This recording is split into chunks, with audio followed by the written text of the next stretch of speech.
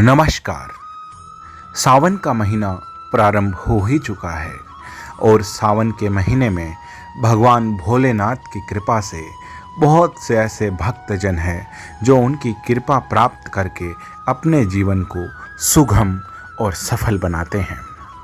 सावन के पवित्र महीने में धार्मिक अनुष्ठानों की भी अधिकता रहती है।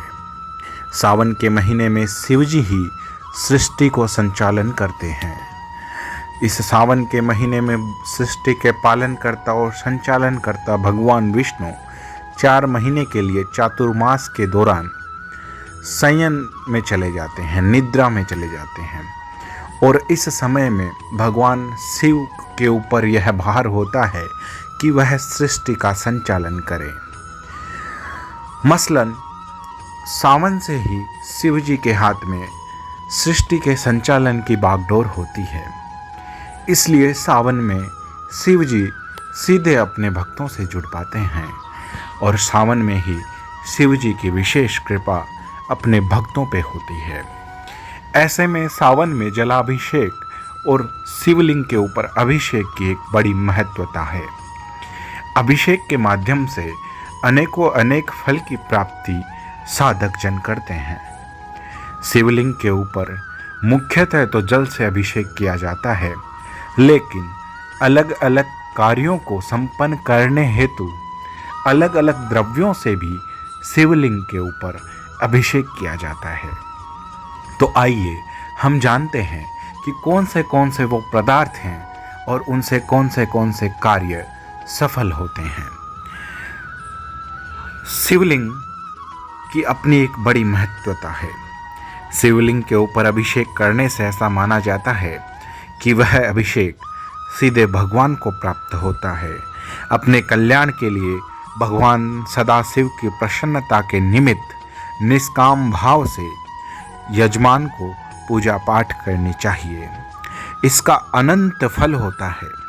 शास्त्रों में विविध कामनाओं की पूर्ति के लिए रुद्राभिषेक के निमित्त अनेक द्रव्यों का पालन किया जाता है, जो इस प्रकार है। जल से रुद्राभिषेक करने पर वृष्टि होती है, अर्थात बारिश होती है।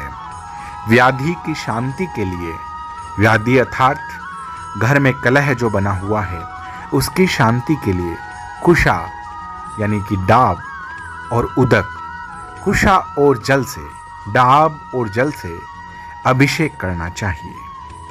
पशु प्राप्ति और वाहन आदि की प्राप्ति के लिए दही से शिव जी का अभिषेक करना चाहिए। लक्ष्मी जी की प्राप्ति के लिए इक्षु रस अर्थात गन्ने के रस से अभिषेक करना चाहिए। धन संपदा की प्राप्ति के लिए मधु तथा घृत, मधु अर्थात शहद और घृत जो कि गाय का घी होता है वह। धन की प्राप्ति के लिए शहद और घी से शिव जी का अभिषेक करना चाहिए और मोक्ष की प्राप्ति के लिए तीर्थ के जल से अभिषेक करना चाहिए। तीर्थ का जल अर्थात पवित्र नदियों से संचालित किया गया जल, पवित्र नदियों से लाया गया जल, उससे अभिषेक करने से मोक्ष की प्राप्ति होती है।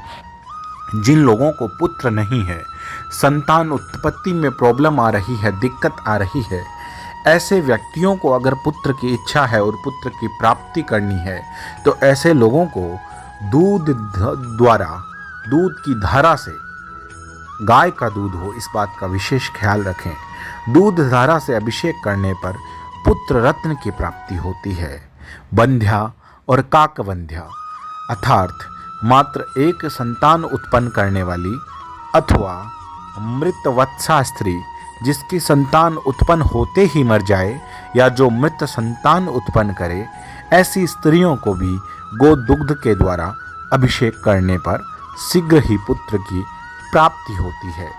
जल की धारा भगवान शिव को अति प्रिय है, अतः ज्वर के कोप को शांत करने के लिए जलधारा से अभिषेक करना चाहिए। जिन लोगों को बुखार, ताप अथवा ऐसी ही कोई पीड़ा रहती है उनको ठंडे जल की धारा से शिवलिंग का अभिषेक करना चाहिए।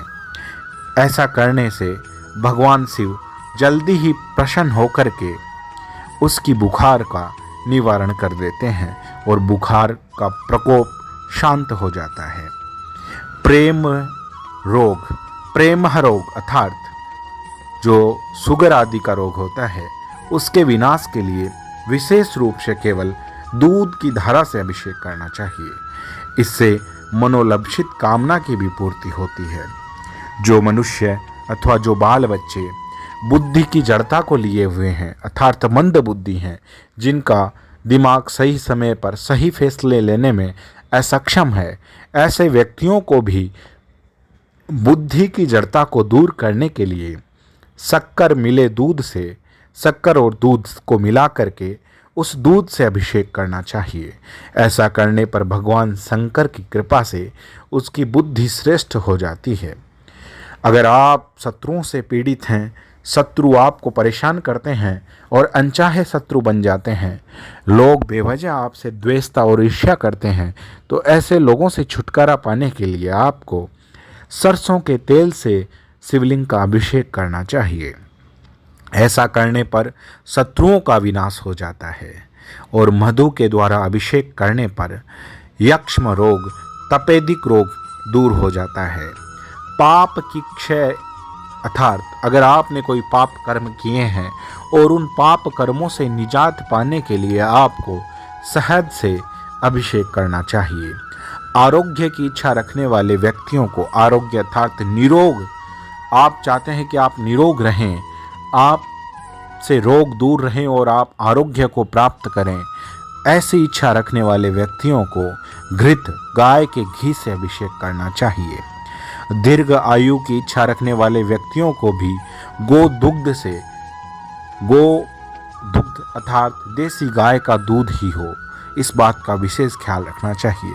अगर आप गाय के दूध से शिव का अभिषेक करेंगे तो निश्चित ही आप लंबे समय तक जीवित रह पाएंगे और दीर्घ आयु के लाभ को आप ले पाएंगे।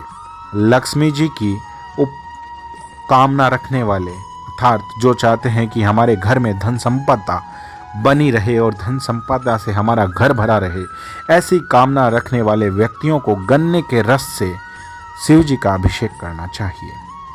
पुत्र के बाद पौत्र की इच्छा रखने वालों व्यक्तियों को शर्करा, चीनी मिश्रित जल में चीनी मिलाकर के उस जल से अभिषेक करने पर पुत्र और पौत्र की प्राप्ति होती है और शिव जी प्रसन्न होते हैं। आपको मैंने जो अभी तक सारे द्रव्य बताए, इन सब द्रव्यों का महालिंग का अभिषेक करने पर भगवान शिव अत्यंत प्रसन्न होकर के भक्तों की सतत मनोकामनाओं को पूर्ण करते हैं। इसलिए भक्तों को हमेशा ही शिवलिंग पर अभिषेक इन द्रव्यों के माध्यम से करना चाहिए। अगर आपको कोई मंत्र नहीं उच्चारण करना आता तो आपको सिंपली सीधे ओम नमः शिवाय का जाप करते हुए ही अभिषेक कर लेना चाहिए। ऐसा करने से भगवान शिव जल्द ही प्रसन्न होते हैं और आपको आपकी मनोकामना के अनुसार फल प्रदान करते हैं। धन्यवाद। ज्योतिष शास्त्र, वास्तु और धर्म ज्ञान प्राप्त करने के लिए, धर्म से जुड़ी सारी जानकारियां प्राप्त करने के लिए, ज्योतिष और धर्म का वैज्ञानिकता के साथ संबंध स्थापित करके आपको हमारे इस चैनल पर विशेष जानकारियां प्रदान की जाती है। अगर आपको ऐसी ही और जानकारियां जाननी है तो हमारे इस एस्ट्रो नॉलेज टीवी चैनल को सब्सक्राइब कीजिए और पाइए ज्योतिष, वास्तु शास्त्र, धर्म, विज्ञान आदि अनेक जानकारियाँ। धन्यवाद।